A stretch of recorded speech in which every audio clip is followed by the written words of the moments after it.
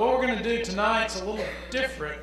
What I'd like for you to do now is turn to the person sitting next to you and talk for a couple of minutes about any unanswered questions that you have.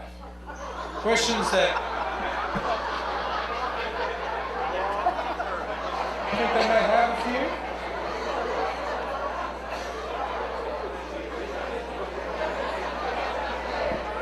Okay, we'll give you 3 minutes.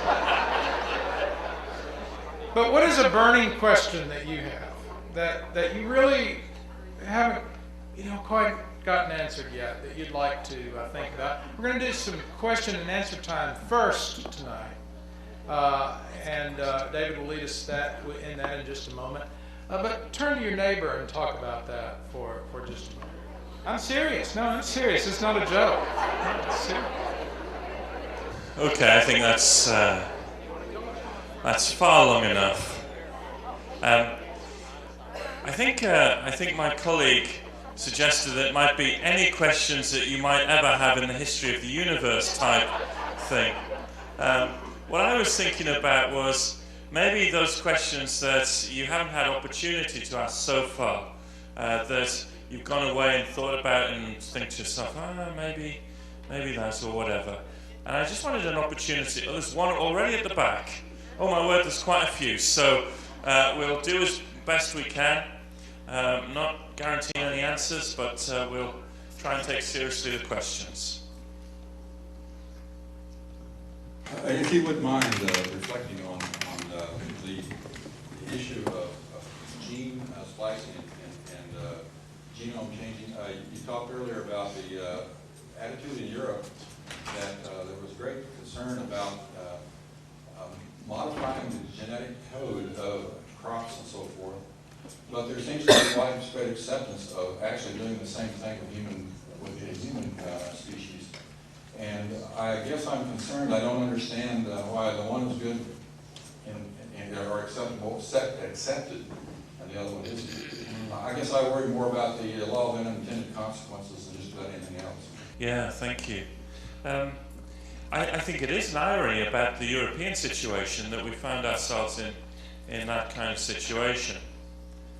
Partly, I think we've moved forward on dealing with human genes because we've had a strong regulatory framework which has allowed us to do that.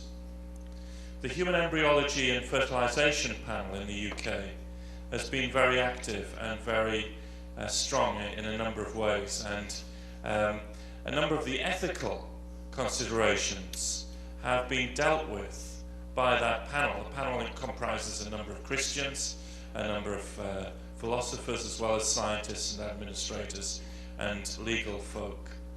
And I think that's enabled us to go forward on that a little quicker than some other places, because in a sense every step hasn't had to go through Parliament. Parliament has given authority to this particular committee to look at applications. I think the second thing is that, having said that, some of the ethics of these questions haven't been divisive between the political parties in the UK context. They haven't been political footballs which have needed to be fought, combined with other issues that are going on. So that when issues of genetic advancement have come to Parliament, they have been largely free votes, with people between the parties voting on conscience. So they haven't become a kind of political rallying call, which have then been coupled with other things, and so they've had a lower profile in going through. I think your point is well made, and I think maybe perhaps we've gone too quickly at times within the UK situation. But a lot of evidence has been given and a lot of evidence has been sifted. And I think broadly we're happy with where we've got to on this one. But the genetic modification thing of crops is just bizarre in terms of why that's being picked up on. And many supermarkets will, now refuse to stock genetically modified produce. There's been such a public reaction to it. Yeah. This gentleman sitting beside me wanted to know, with all the photons that are being emitted by the sun and by the planets, and not the planets, but the other stars, why is space so dark? Thank you. The gentleman sitting beside you is very wise to ask such a question. The reason is twofold. The first, it comes under the term of Olber's paradox. And it was long thought that if the universe was infinite, why shouldn't we see light everywhere? Because if it was infinite, there'd be stars everywhere as we'd see it. And part of the reason for that is that the universe isn't infinite in its age, it's finite. But more importantly than that is something called dust. And dust is very important in the galaxy and in the universe. It's the dust that gives us the dark skies, because the dust absorbs wavelengths of light across the spectrum. And you can see the dust in particular when if you look at certain pictures, say of the Orion Nebula or other star-forming regions, where you see great dark patches. And when astronomers first saw those, they thought they were holes in the heavens. In fact, they're not. They're large dust clouds. And dust is very important. And I mean by dust, what we mean by dust, right through to rocks, the size of this auditorium. That's all classed as dust. Dust is very important in the universe, not just for making it dark, but also that we know that dust is key to the formation of stars. That is because the dust affects the temperature of the massive molecular hydrogen clouds. It also helps with the formation of small globules of gas, which then start to collapse to form stars. And so dust is a very important part of the universe. And if you're going to understand the universe, you've got to understand dust.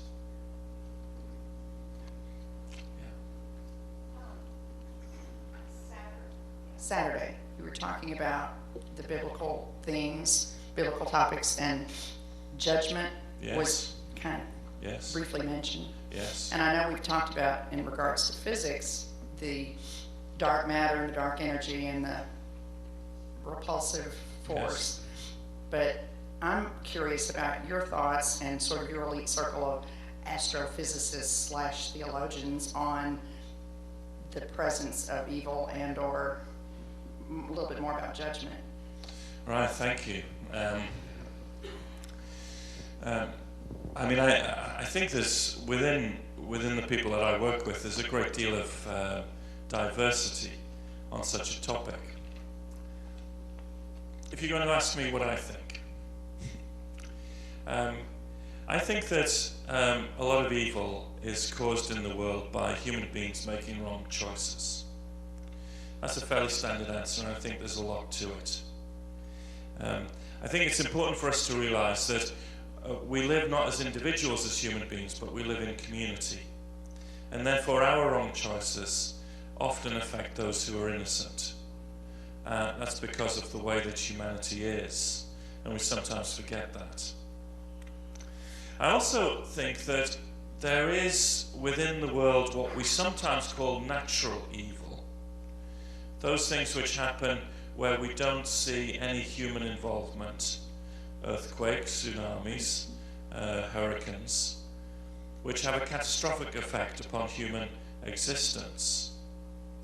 And in one or two conversations that I've had, I've tried to argue that this may be due to a degree of openness that God gives to the physical process. An openness that is needed to bring about novelty and goodness, but whose side effect is that the world is a fragile world, open to some of these natural evils.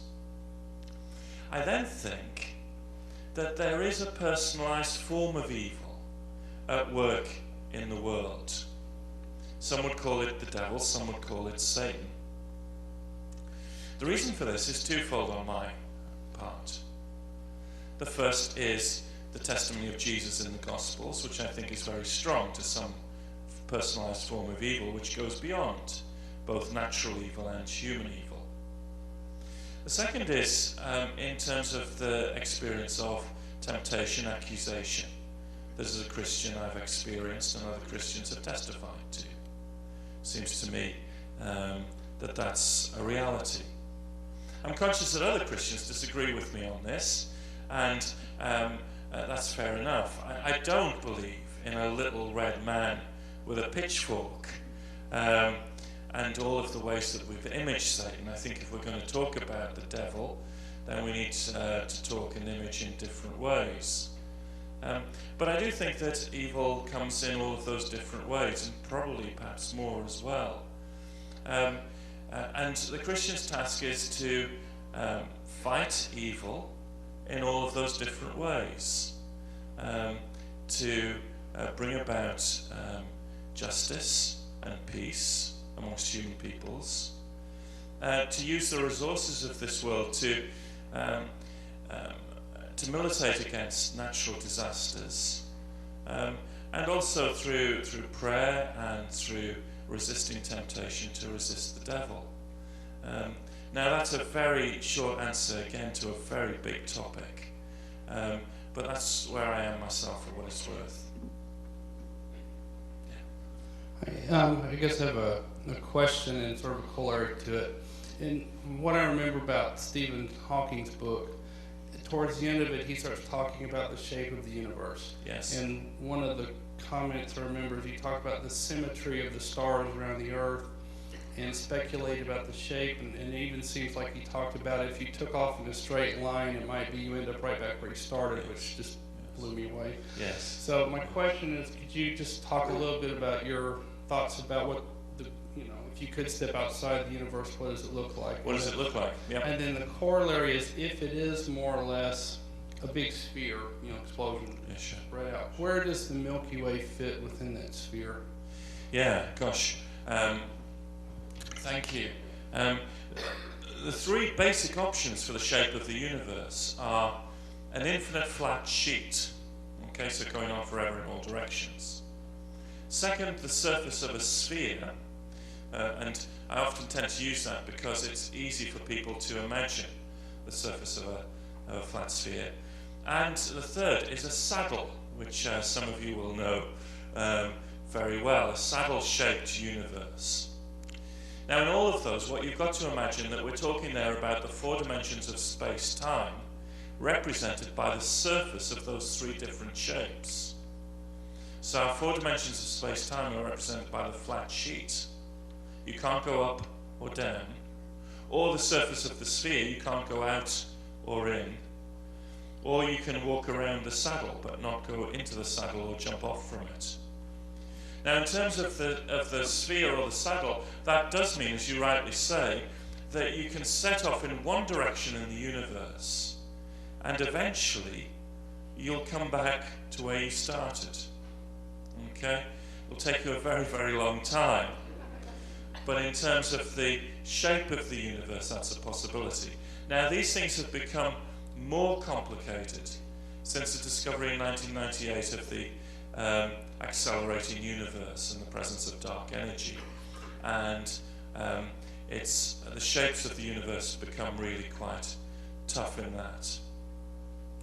In terms of where the Milky Way galaxy is, however, just to stick with the more simple shapes, the Milky Way galaxy is in a non-preferred place within each of those shapes. By which I mean, it doesn't have to be a particular place in any of them. The Milky Way galaxy, like other galaxies in the universe, is both at the center of the universe and not at the center of the universe.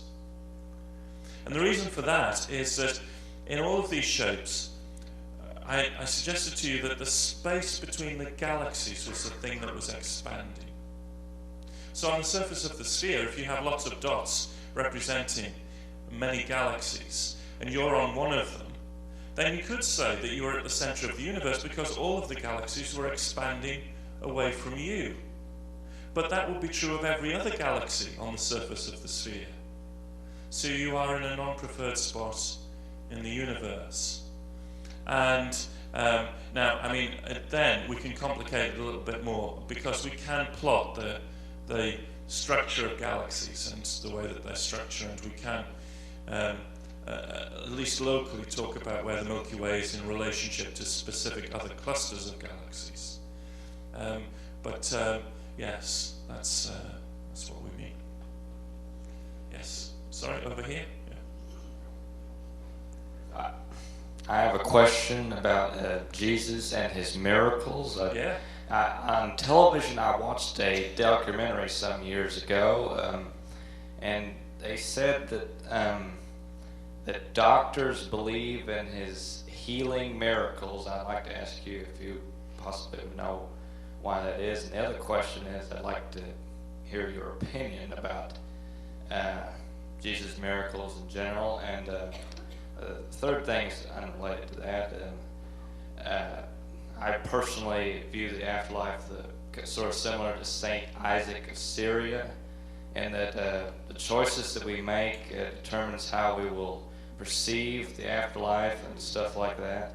And I'd like to hear your opinion about like heaven and hell or whatever. Well, thank you. Thanks for all three questions, and I'm conscious you asked me a question this morning that I couldn't answer, so that makes four.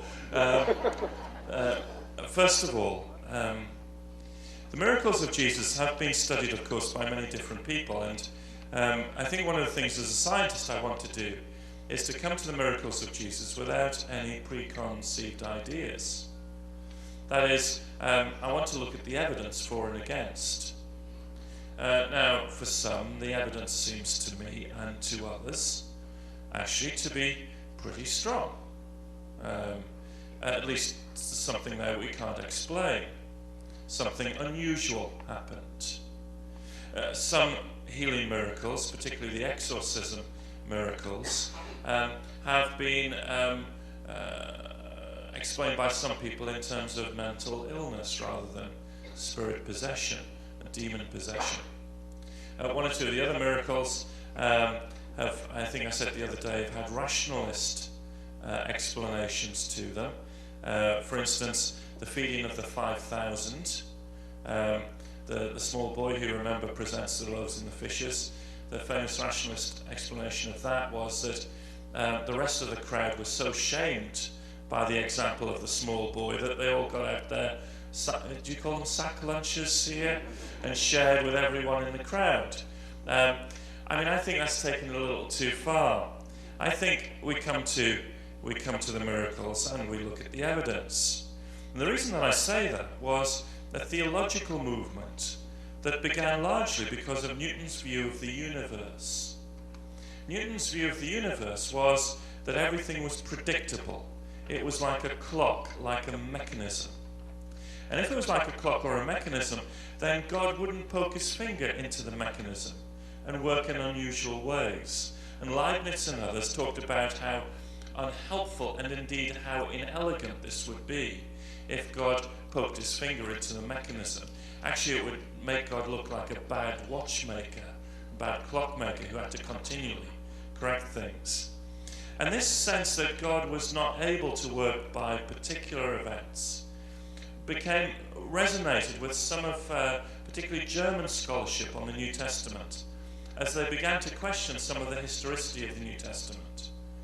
And the argument went that if miracles weren't possible, then what were the miracle stories of the New Testament? Perhaps they were simply created by the early church in good faith to say that this Jesus was special. They didn't really mean for people to take them as real accounts. They were there as theological accounts.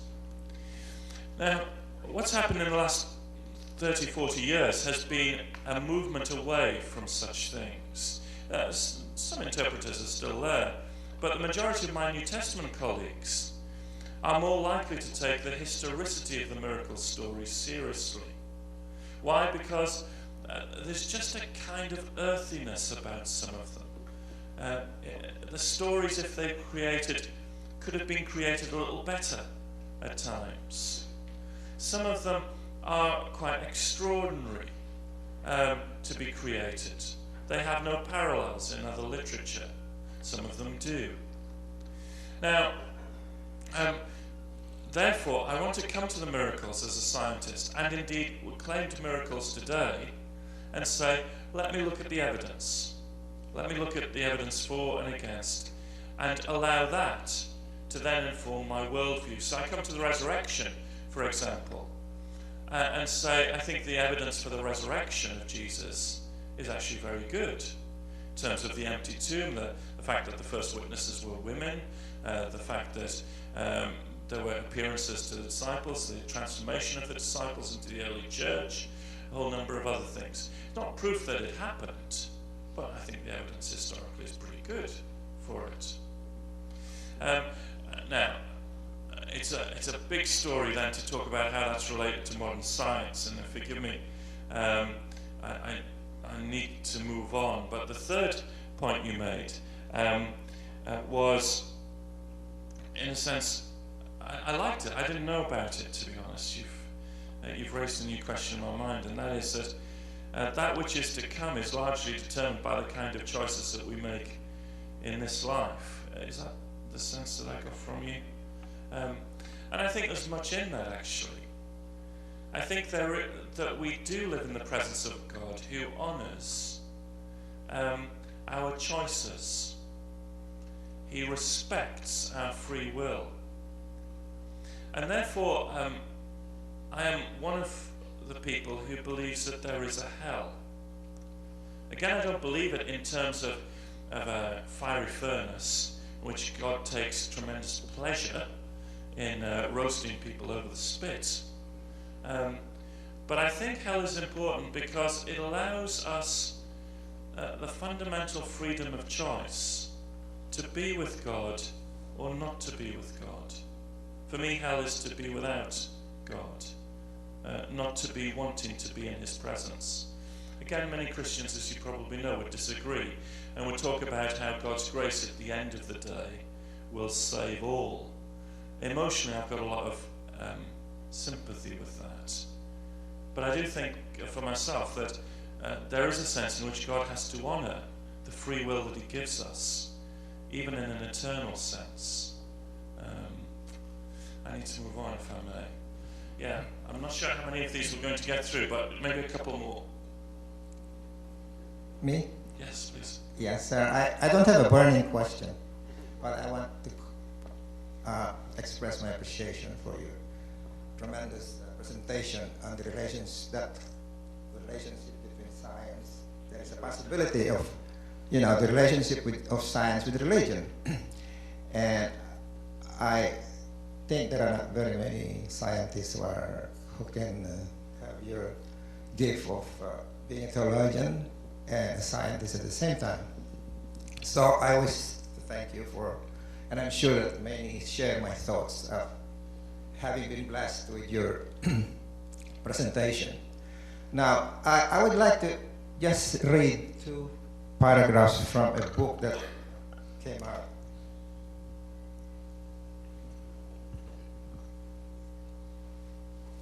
I wrote this book, and it has something to do with what you presented, so Sure. I couldn't help but present It's it. your book, Just 2 isn't it? paragraphs.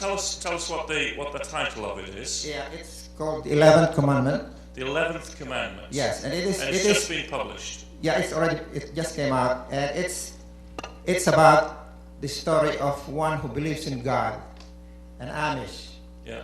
a girl who falls in love with a guy who is an atheist. So how do they meet? I mean, how can they get together? And at the end of this chapter, I want you to read. I want to read Okay. something that there are only 2 paragraphs, so it's Fine.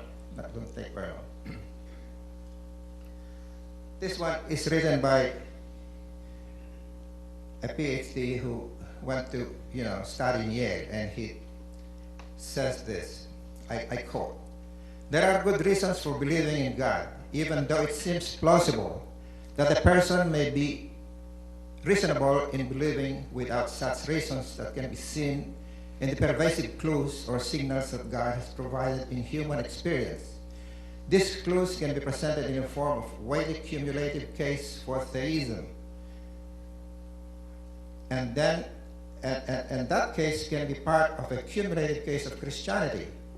To this evidence, we must also add the evidence of religious experience and revelation.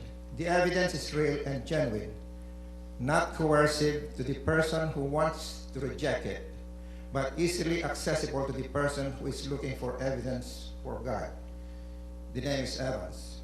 Now, the second paragraph, I think you're familiar with this. He's an Englishman, and he might even be your great-great-grandfather. It goes this way.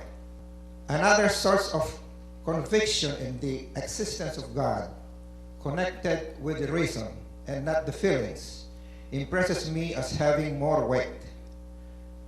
This follows from the extreme difficulty, or rather impossibility, of conceiving this immense and wonderful universe, including man, with his capability of looking far back into futurity. Backwards and into futurity as the result of blind chance or necessity.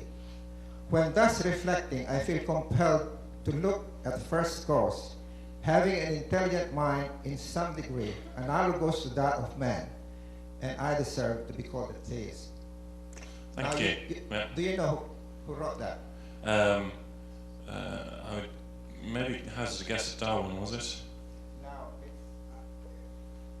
you forget your great-great-grandfather. He's Charles Darwin.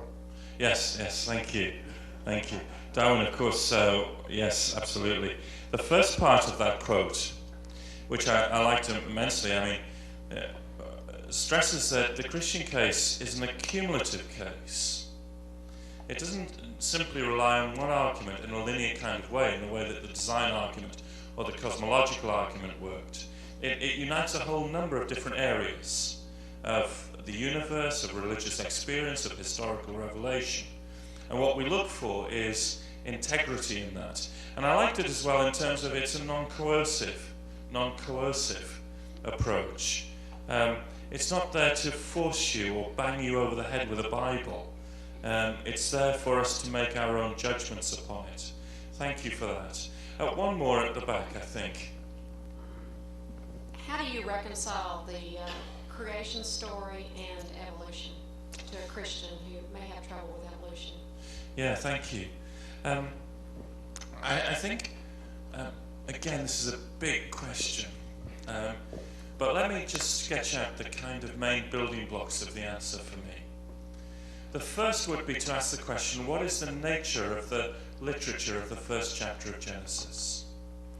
To ask, what would the writer understand in terms of, is it scientific history? Is it poetry? Is it theology? Or indeed, is it liturgy, worship?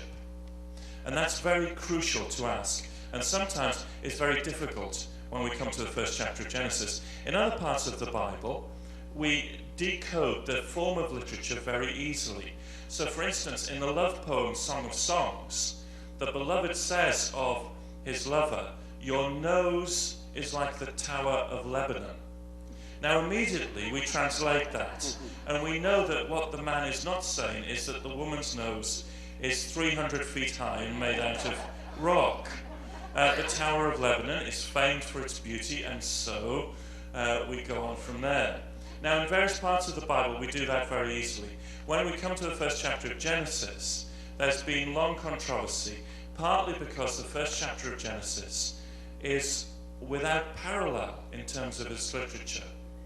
And what I want to suggest, first of all, is that the first chapter of Genesis is a complex weaving together of history, poetry, prose, theology, and liturgy. In fact, I think, for me, the first chapter of Genesis is a song of worship to God, not a scientific textbook. The second step in this answer would be to say, let's take seriously what evolution is saying, and what is the evidence for it. Now, I think many Christians are worried about evolution because, first of all, they've been able to separate the scientific theory from a philosophical premise. The theory itself is the best model that we have of what's happened. And although, like with any scientific model, it has various gaps in it. I have to say, in talking to biologists, the vast amount of evidence that we have for biological evolution means that we hold it in spite of the few problems that we have on it. There are those who've taken evolution theory and pushed it into evolutionism, or a very atheistic kind of understanding of creation. Richard Dawkins, for example, does that. And I'd want to distance evolutionary theory from that and say, let's look at it in its own terms. Then I think the third aspect, which is often, I think, where the heart of the problem for many people comes, is to pick up what we were talking about this morning, and that is the question, what does it mean to be human? When Darwin published his Origin of Thesis, you can tell I've given too many talks, haven't I? Origin of Species. It wasn't the biblical problems that were the most severe. In fact, it's little known that some of Darwin's strongest defenders at the time were the Princeton School of Theology, those who were the founders of modern fundamentalism. They were quite happy with evolutionary theory because they believed that God's revelation of himself was true, and therefore Scripture, and as John Calvin had said, was to be accommodated. God spoke in ways that we could understand rather than being scientific literal. The problem that Darwin found, particularly with the following book, Descent of Man, was the question of what it meant about human uniqueness and specialness. And I find a lot of Christians worried about evolution because of what it means for human beings. Are we just apes, for example? And I think that's a wrong kind of question. If you read the first chapter of Genesis and you ask yourself the question, what is special about being human? I think it's not anything that we're made of. It's actually the relationship that God gives us that makes us special as human beings. And I think it's from that we're set free to think about many different scenarios, about God relating to the evolutionary process, sustaining it, driving it forward, and maybe at some point, as he does throughout the rest of Scripture, taking the initiative and forming relationship with a particular group of people, an intimate relationship. So, first of all, what kind of literature is Genesis? Secondly, let's talk about evolution on its own terms, rather than the way that it's hyped up. Thirdly, what does it mean to be human? And I think if we can do that, it's a long discussion, but it's worth doing. My friends, I'm really sorry about this. I think I need to move on, if that's all right. Forgive me for not answering all of the questions. I haven't answered any of them, really. Let me just say a word at this point of how thankful I am to have been here these past few days. I've really enjoyed it. I've learnt a lot. I've had my mind stretched. I'm excited to find a church like this, with wise leadership, with a diversity and a freedom to ask questions. I like that.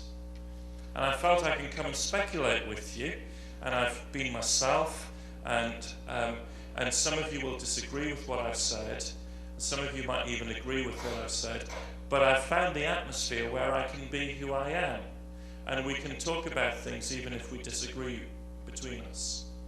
And that's what Christian community, I think, should be.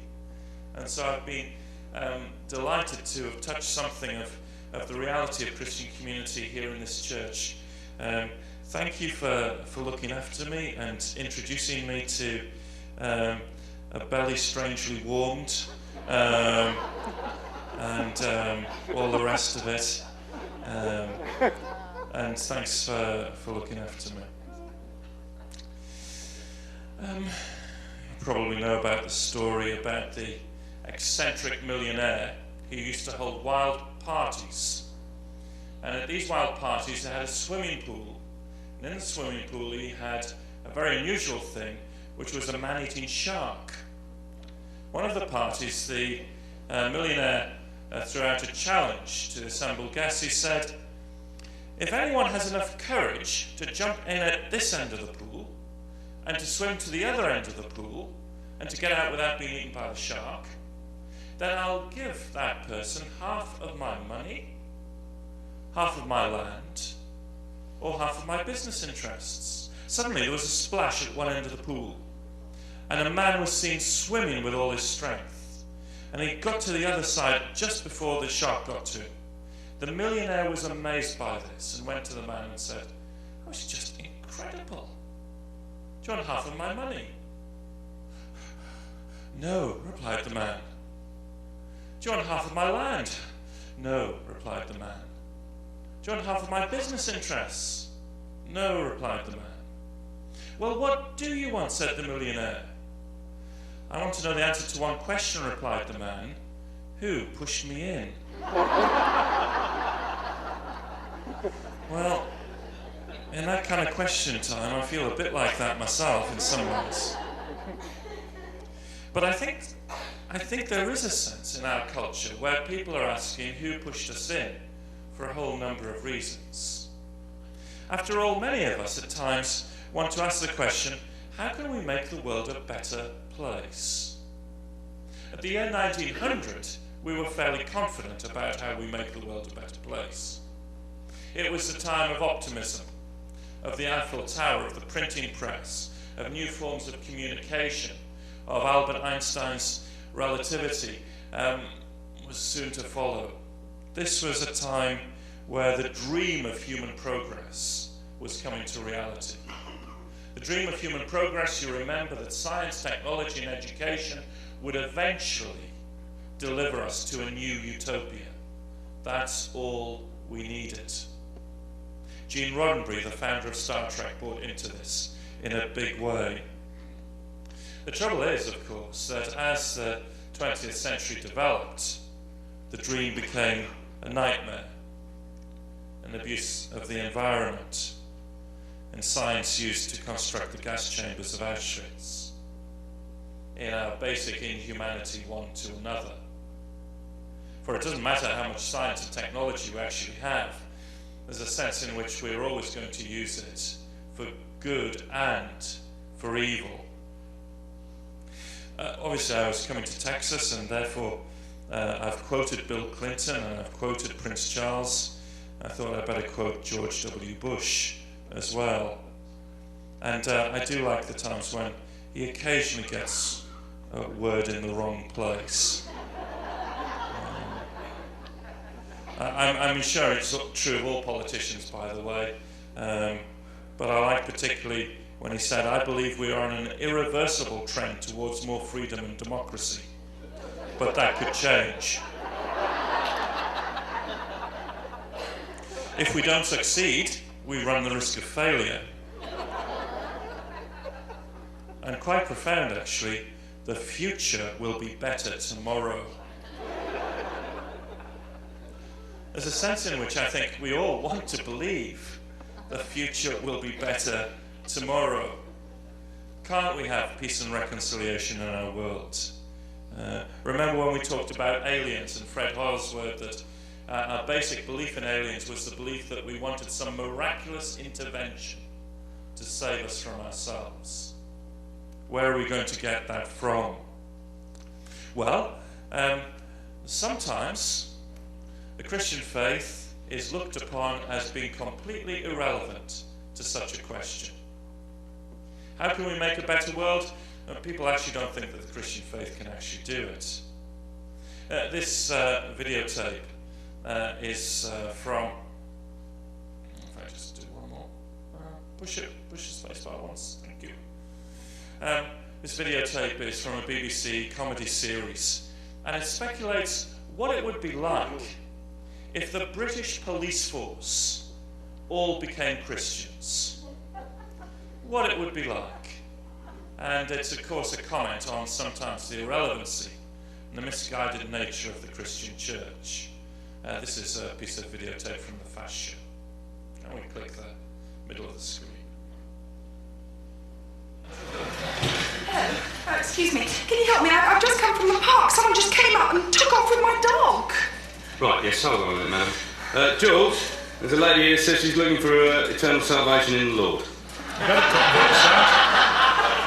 I didn't say that. I said someone came up and took off with my dog. Right, scratch that, George. She's changed her mind. Don't be saying that. Right, what's its name? It's a she. She is called Jess. Jess. Right, so that's J-E-S-U-S. No, she's called Jess and you've just written Jesus. So I have. Still, it's a lovely word, isn't it? Jesus. Jesus. He died for all our sins, you know, madam.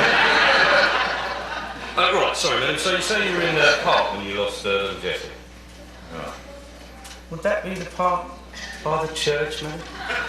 No, the one by the lake. Yeah, but you can see the Church of Our Lady from there, can't you, madam? Can you? In that case, madam, would you have been able to hear the faithful singing from there? Something like this. Kumbaya, kumbaya. Would you have been able to hear anything like that, madam? I suppose so. And if you had heard it, how loudly would they have been singing? Would it have been sort of kumbaya, kumbaya? Or more sort of oh Lord, kumbaya? All right. Well, look, if they had been singing from where I was, it would have been about as loud as, Kumbaya, my Lord, Kumbaya. Kumbaya.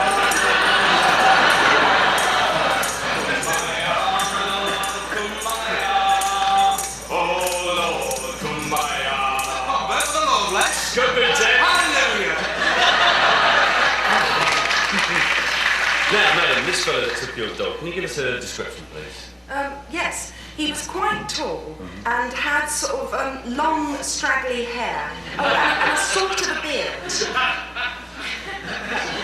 George, that sounds a little bit like Jesus, doesn't it? Look, are you two going to do anything to help me? Yes. And don't say, yes, we're going to pray. No, it's all right. Now, did this man... Oh, my goodness. I've just been overwhelmed with the love of our Lord. Lovely when that happens, isn't it? Look, I don't wish to appear cynical, but somebody has stolen my dog, and I want to know if you're going to do anything about it. Well, actually, madam, there's something here. Apparently we arrested someone earlier today who answers the description you just gave us. Oh, that's marvellous news. Yeah. And even better news, we forgave him and let him go.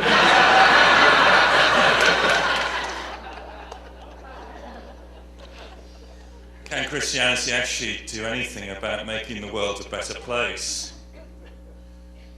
Second question that many of us ask is, what's the purpose of it all? I like an Oxford detective called Inspector Morse. Have you ever come across Inspector Morse?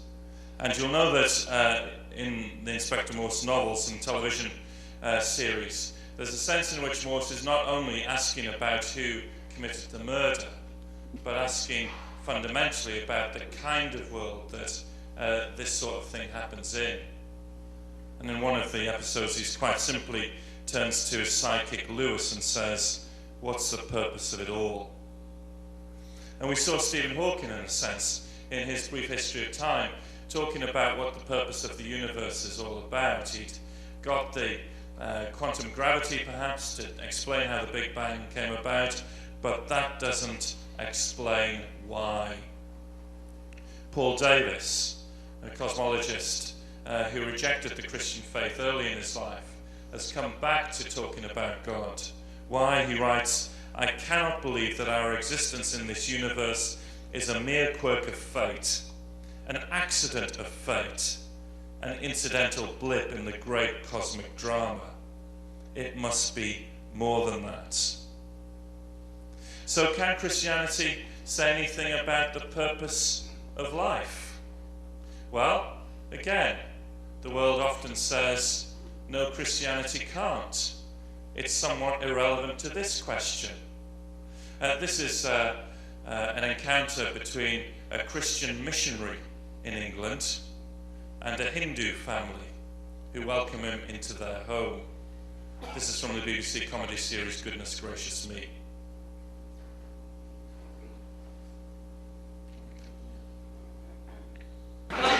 Shanta, look what it is. Oh, namaste, Hi there. Sit. Thank you very much. He wants to talk to us about a conversion. Oh, but darling, our loft is already done. No, I've actually come to ask you whether you've ever considered converting to Christianity. Oh, what about it? What are the hours? Well, but put it this way, the one true God tells us Wait a through... minute. You've only got the one God. Yes? Oh, we've got hundreds of gods. You only have to remember one. Yes. Oh, we could remember Rama, Gampati. Yes, well, we've only got the one. Yeah, but I bet it is really long and complicated, huh? Is it like a Hanamana Mia, Hrithik Roshan type? No, it's just God, all right? It's just God. I'm sorry.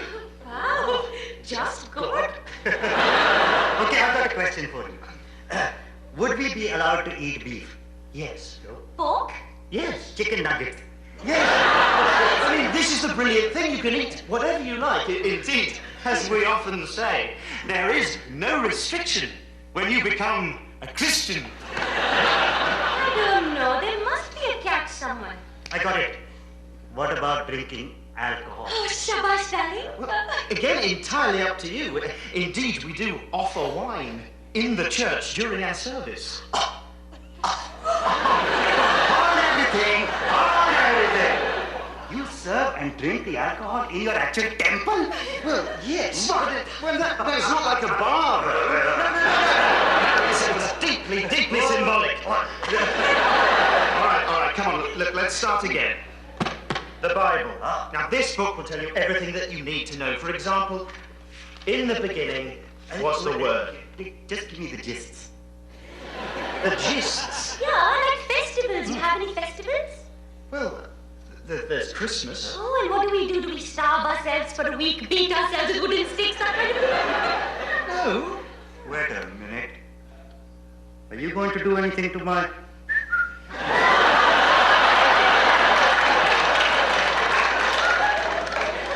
You touch my... There's going to be big trouble. No, look, I can assure you, your will not be touched. You don't touch my... and you don't touch my... Not even my wife. Oh, this is fantastic! So, how do we join? Well, great, but you don't need to sign anything. You just say, I'm a Christian now, and then you are one. Oh, so if I say I'm not a Christian, then I'm not one? Yes, I suppose so. I'm a Christian. Congratulations! But now I'm not.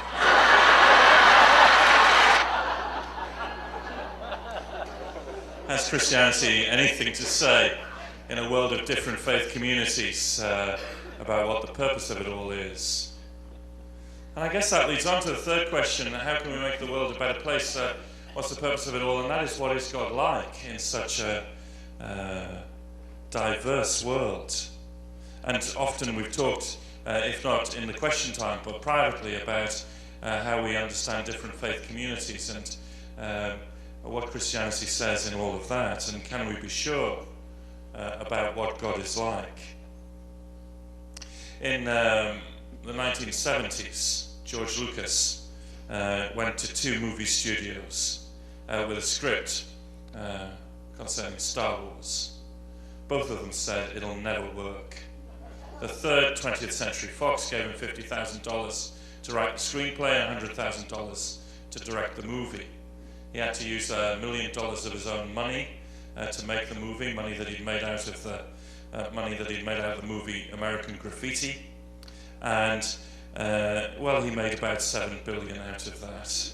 The most successful series of comics, films, books, movies, videos, DVDs, all the rest of it. And fundamental to Lucas's story is this thing called the Force. Let me just show you a few clips about the Force to remind those of you who haven't seen Star Wars for quite some time. Can we roll that piece of tape?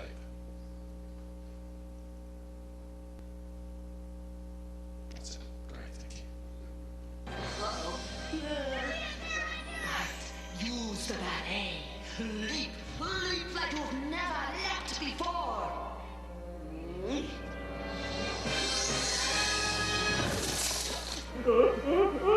Homer, use the fork. The fork? The forks. Use the forks. Mr. Leonard Nimoy. I'd say this vessel could do at least warp 5. And let me say, may the Force be with you. Do you even know who I am? This station is now the ultimate power in the universe. I suggest we use it. Don't be too proud of this technological terror you've constructed. The ability to destroy a planet is insignificant next to the power of the Force. Don't try to frighten us with your sorcerer's ways, Lord Vader. Your sad devotion to that ancient religion has not helped you conjure up the stolen data tapes, or given you clairvoyance enough to find the rebels' hidden fort.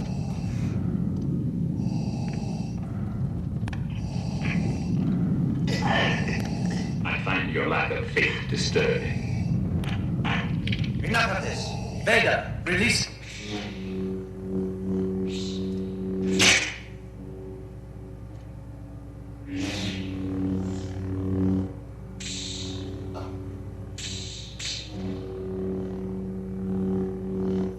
Remember, a Jedi can feel the Force flowing through him. He controls your actions? Partially, but it also obeys your commands.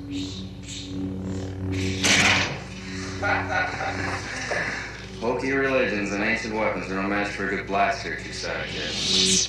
You don't believe in the Force, do you? Kid, I've flown from one side of this galaxy to the other. I've seen a lot of strange stuff, but I've never seen anything to make me believe there's one all-powerful force controlling everything. There's no mystical energy field that controls my destiny. It's all a lot of simple tricks and nonsense.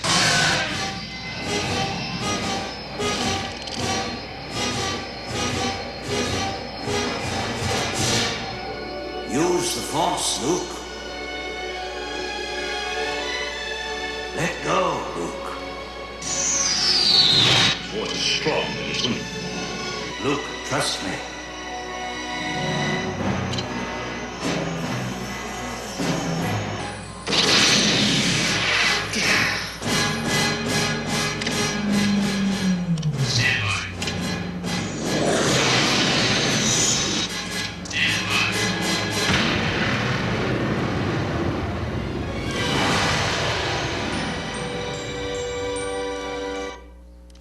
Sir Alec Guinness, who played Obi-Wan Kenobi, was once coming out of church one day, and a Star Wars fan came up to him and said, "May the Force be with you." And Sir Alec, without thinking about it, replied, "And also with you." And thought to himself, what a stupid thing to say. George Lucas, in giving us the Force, wasn't providing a new religion. I'm afraid, and somewhat shameful to tell you, that in Britain, a spoof email at the time of the last census went round and invited people to put on their census form that their religion was Jedi Knight. And if enough did it, then it would be recognised as an official religion. In fact, 390,000 Brits put on their census form Jedi Knights. The highest concentration of Jedi Knights in the UK is actually in Oxford and Cambridge. It wasn't meant to be a new religion. Popular culture doesn't work like that. But did you see some of the kind of questions in those clips about science and religion that we've been talking about? Some of the things about the belief and confidence in technology rather than the Force. George Lucas introduces the Force to raise the question of transcendence, the question of whether there's something more to this universe than just science and technology. In fact, this is what he writes. A Force, it's to say, think about this for a second. Is there a God? What does God look like? What does God sound like? What does God feel like? How do we relate to God? You find that fascinating. At the heart of all of the money making and the special effects is fundamentally someone asking a question about what God is like. I've got one more clip. It's from The Simpsons. Would you like to see it? I thought you might say yes. The situation here in this famous clip is that Homer has decided on a winter's morning that he doesn't want to go to church. Marge and the children, however, go to church on this wintry day and find that when they get to church, the boiler has broken down. It's cold, and the Reverend Lovejoy tries to warm them up by talking about the flames of hell. In fact, it's so cold that the door jams on the way out, and they're stuck there for quite some time. Homer, meanwhile, at home, has had the best morning of his life. Everything has gone well. And so he decides to give up his faith. And this is what happens.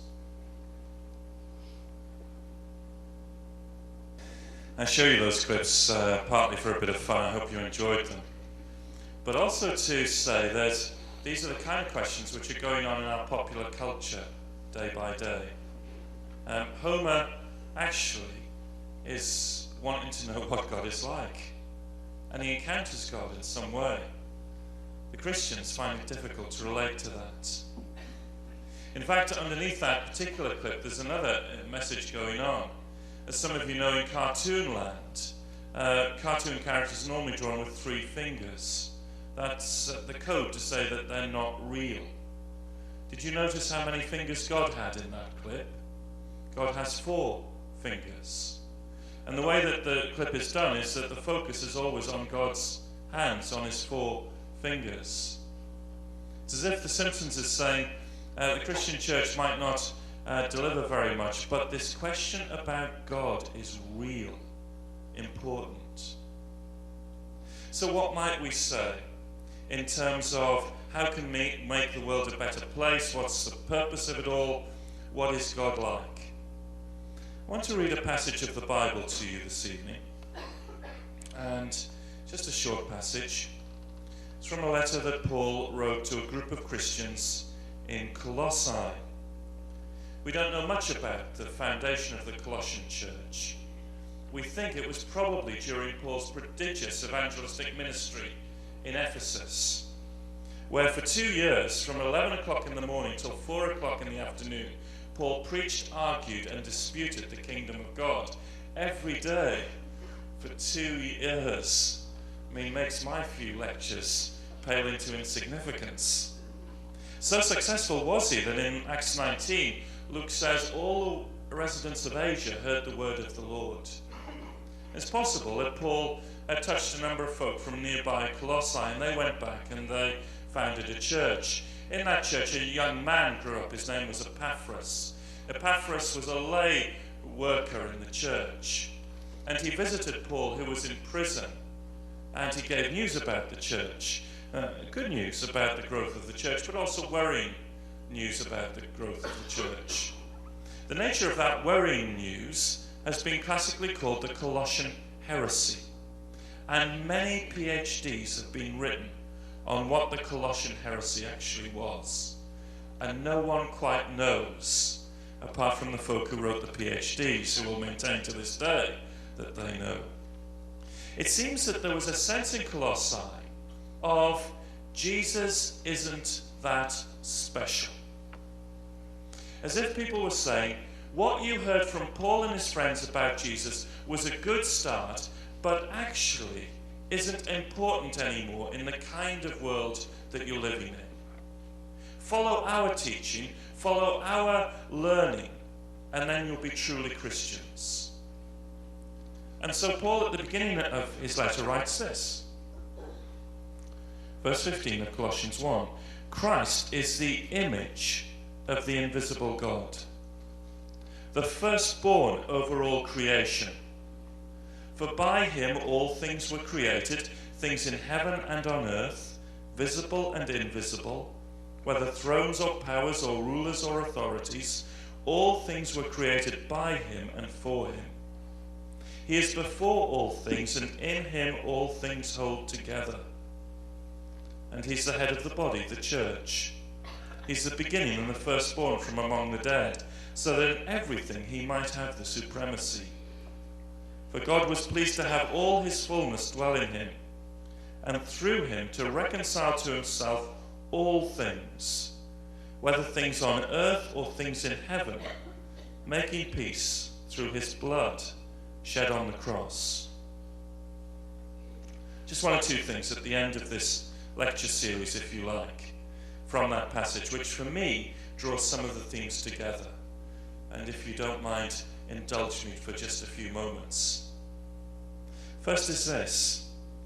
Paul is saying that Jesus is supreme in revelation. He is the image of the invisible God.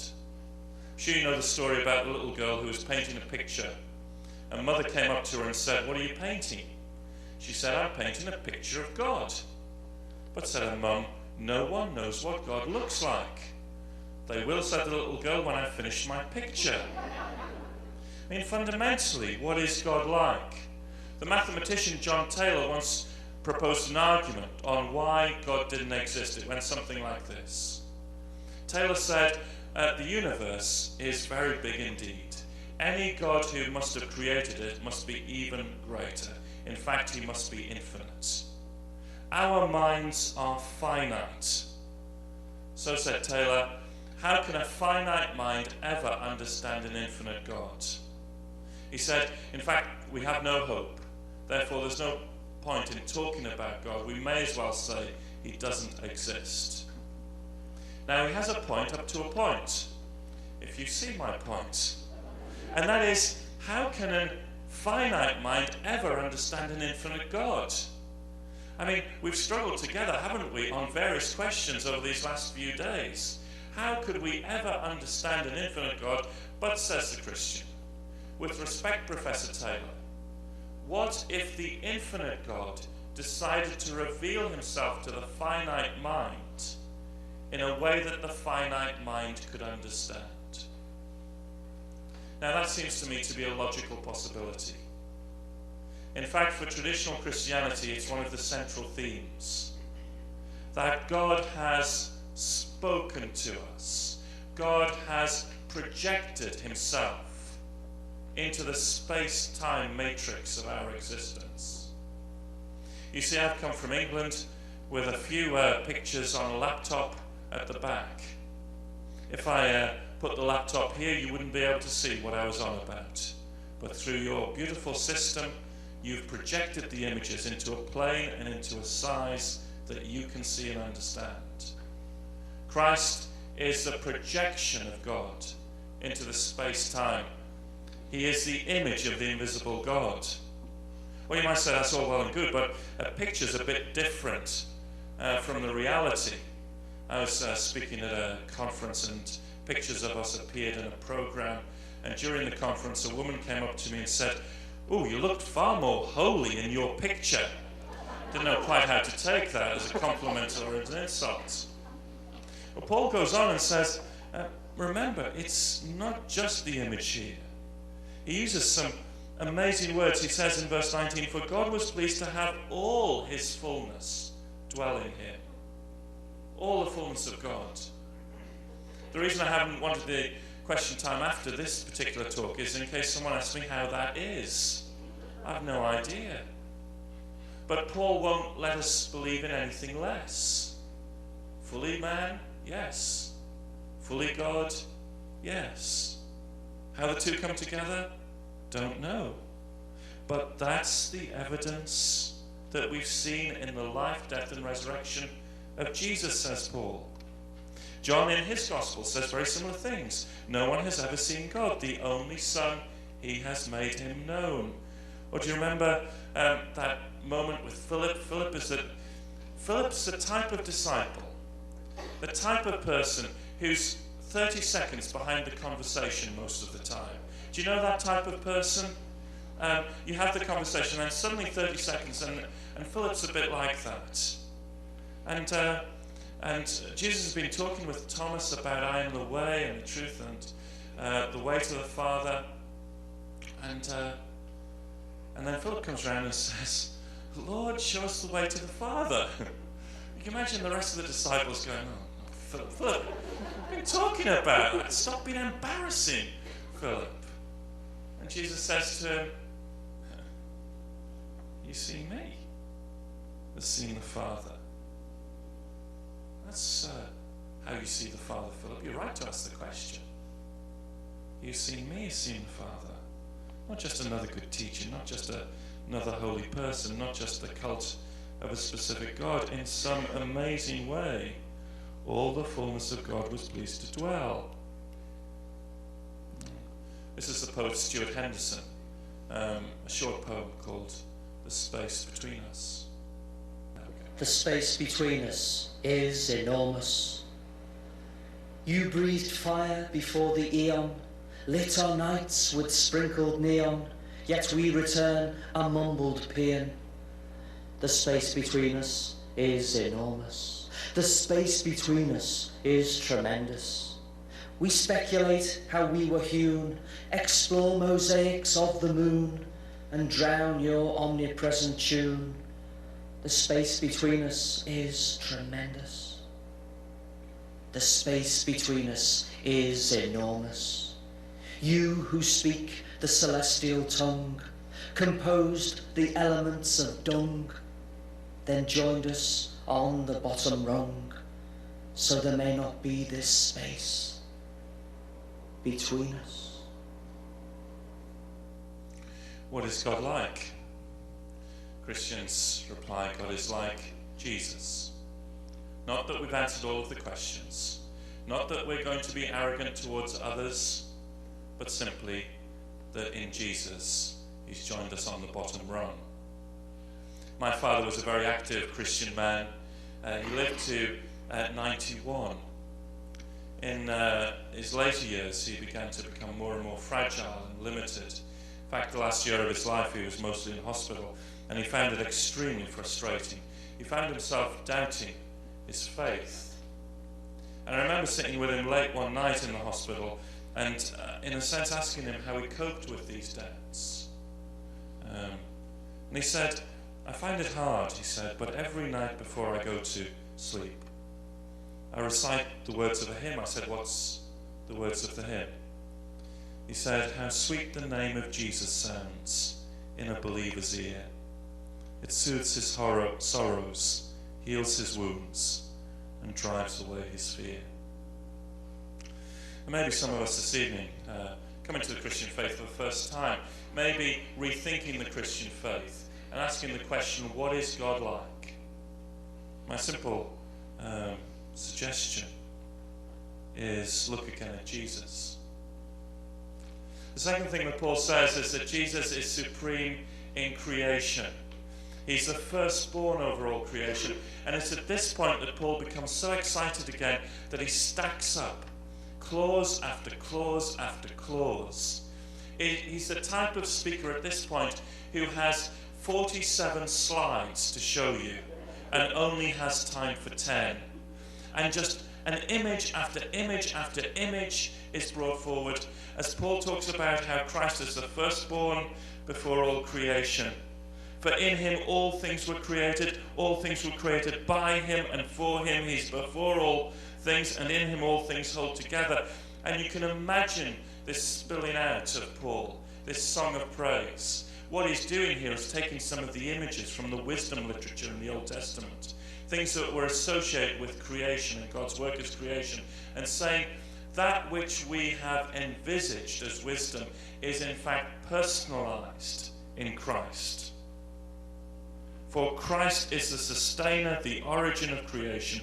In him all things hold together. And that's why I tried to say on Sunday morning that to be a scientist, to be a technologist, to be an engineer is a Christian ministry. Why? Because at the heart of creation is Jesus Christ. We can only do science because of Christ. We can only learn about the universe because of Christ, because in him all things cohere or hold together. There are laws of physics which hold together. He is the Lord over all. A medical scientist wrote this. Jesus is Lord. It is he by whom all things exist. It is he who spiraled the DNA helix, who choreographed the genetic quadrille in cell division, who scored the hormonal symphony, and who heals the wounds we bind up. And by looking to this Lord, the Doctor of Galilee and sustainer of every galaxy, we can day by day calibrate our behavior. Jesus is supreme in creation, and that's always a reminder to me, as I said on Sunday morning, J.B. Phillips' words, your God is too small. We sometimes talk about Jesus within the context of the Christian church as our possession. And some friends from Africa once taught me an East African marching song. You march around the room singing, what a mighty God we serve, what a mighty God we serve, what a mighty God we serve, what a mighty God we serve. There's not a lot of imagination to the lyrics, but they fundamentally remind us that the God who loves us is also the creator of the universe. And the final thing is this. Jesus is supreme in reconciliation. Paul talks about how in Christ all things are reconciled. We know about reconciliation. If you and I fall out as we walk through that door and you say you're going to the right and I say I'm going to the left, then immediately communication breaks down.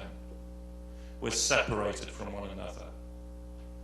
Although it may be a simplistic picture, there is a sense in which men and women made to enjoy the presence and intimate love of God have decided to go our own way, causing a separation to form between ourselves and God.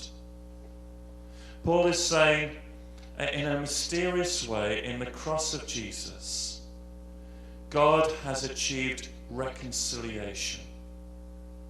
For all that I've done wrong, for all that I've messed up, he has taken the cost. I don't understand fully how that happens.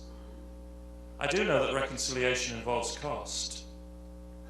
I mean, imagine for a moment someone hurt you very deeply and then left and you didn't see them for a long time. Then they appeared on your doorstep and said, hello, I'm back. Should we go and eat together? I suggest to you to take that person fully back into your life. You would have to find some mechanism within to absorb all the hurt and the pain. A mechanism to take the cost of that separation. And Paul's using that image, the blood of the cross being the cost for God who is in Jesus to bring us back to himself after our rebellion and our alienation from him. But you notice that Paul talks about all things here. He doesn't just talk about saving individual souls. He talks about God's purposes to reconcile, to bring together all things. That means that God's image of salvation, his scope of salvation, is huge. It's not just about you and me and my God. It's about bringing peoples together. It's about bringing nations together. It's about caring for those who are weak and alienated, the victims of AIDS, the victims of racial abuse, the victims of abuse at all levels. It's about us being the loving presence of Jesus in this world. How can this world become a better place?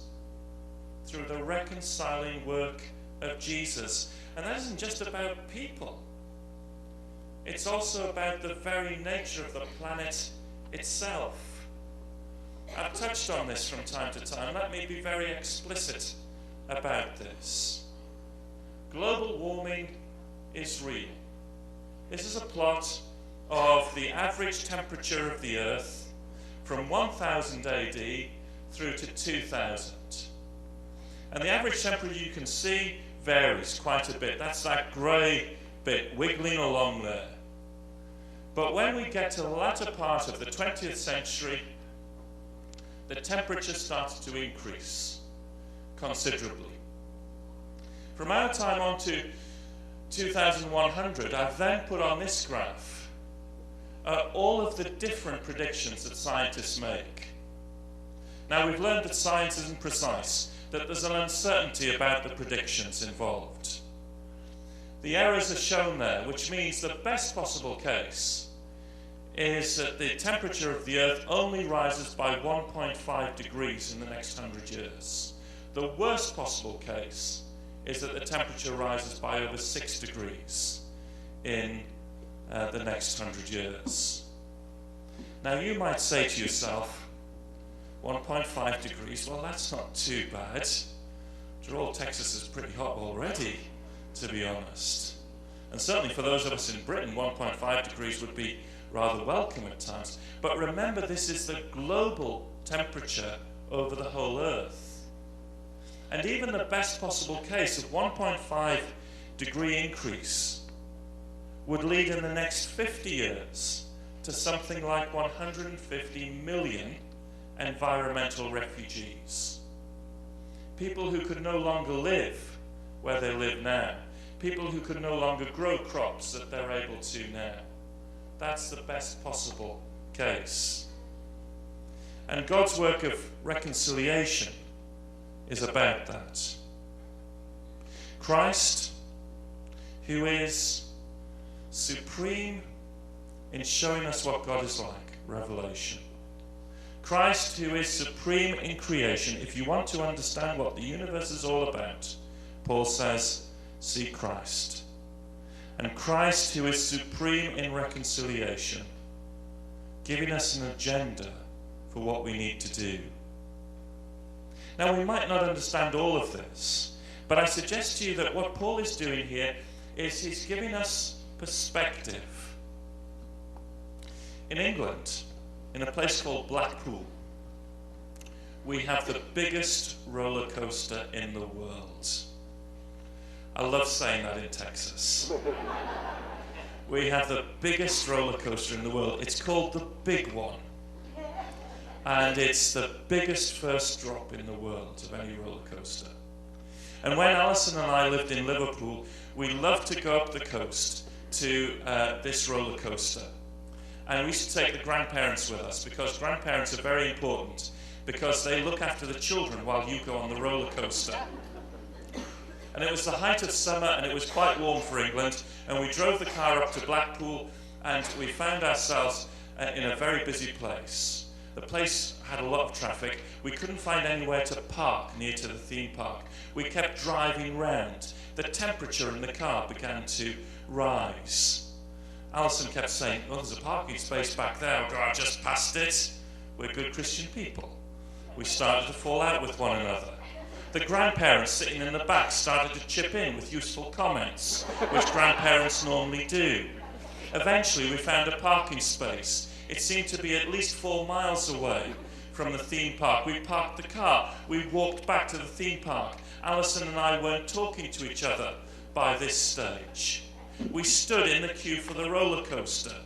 We got onto the roller coaster, and this roller coaster had a big first hill, and it pulls you up, and you get to the top. And most people, when they get to the top, look down the first drop. Let me tell you this.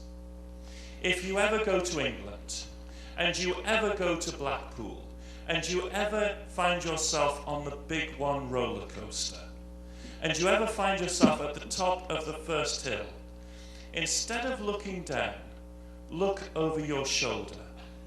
You will see so many parking spaces, you will not believe it. I mean, parking space after parking space after parking space. And you wonder to yourself, those things which seem so significant and so difficult at one level, do you get my point?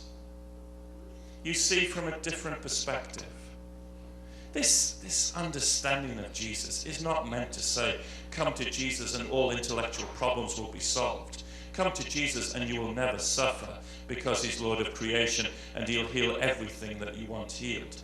This is not about saying Christians need to be triumphalist.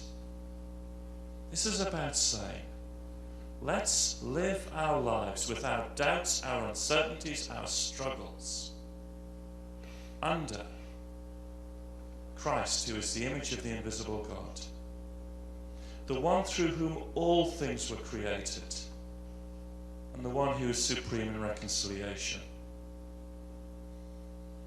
That in all things, says Paul, he might have the supremacy. Tim, I wonder if it would be appropriate if we just bowed our heads in prayer for a moment. Would that be okay this evening? Some of you will be used to prayer. Some of you may have come along tonight just to listen to a lecture and not expect prayer. Don't feel under any pressure to follow the crowd or do whatever you want to do. But I'm just going to say a prayer. If you want to join with me, then that's great.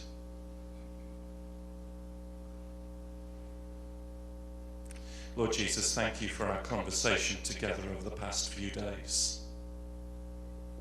Thank you for the questions that have been raised. Thank you for those new insights that we've been given. Thank you for this wonderful universe, for the gift of science and technology, for the gift of our minds to explore, our hearts to feel. And Lord, I want to pray simply this evening that we would see some of these things from your perspective. Help us to continue to use our minds to ask questions about what you are like. Help us to ask questions about the purpose and nature of the universe. And help us, Lord, to be a place of reconciliation, of openness, of honesty, and of peace. For we ask it in Jesus' name. Amen.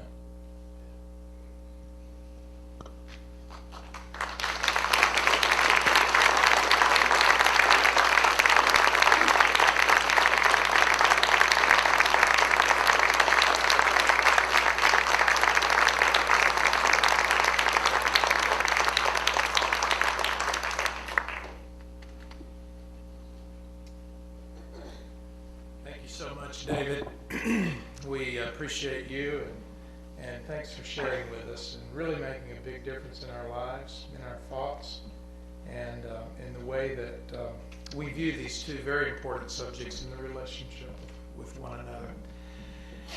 And there's the opportunity to order DVDs, either individually, the lectures, or the whole set of lectures can be ordered. And that's not just tonight, but if you want to call the church office or come by, you can order them anytime in the future as well. God bless and go in peace.